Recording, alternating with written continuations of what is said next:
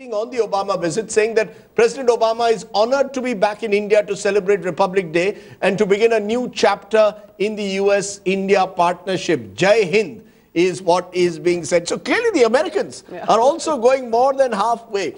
What is it, Kamal Sibal, that the Americans want out of this visit? Very quickly, what is the big ticket announcement that the Americans would ideally like to ensure that Capitol Hill believes that Obama is doing the right thing by investing so much in India?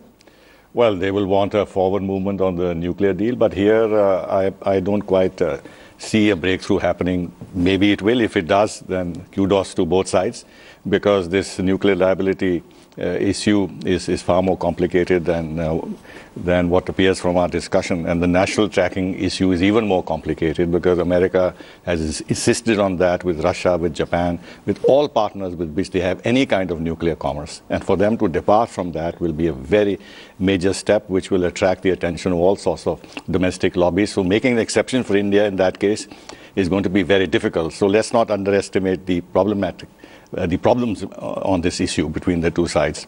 However, in terms of what you asked, in the specific question you asked, apart from nuclear, there is the defense thing. Now, we know that the Defense Cooperation Framework Agreement will be renewed for another 10 years, and it will be more robust and more ambitious. This has been said by both sides, so that we can take almost as granted.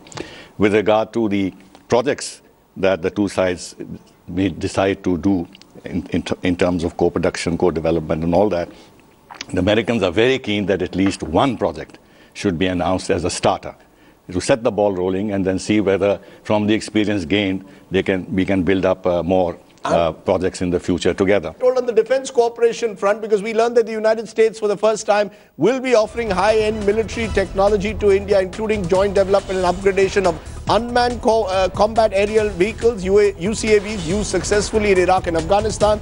And the United States also offering high-end surveillance and border management equipment, sharing of expertise and building capacities in homeland security. That's what our reporters are getting in at the moment. Let's take a break at this time. When we return, we'll turn our attention to Rashtrapati Bhavan and look at exactly what's happening there. Our correspondents, they're waiting for the ceremonial, which will take place in a moment from now. You're watching Namaste Obama here.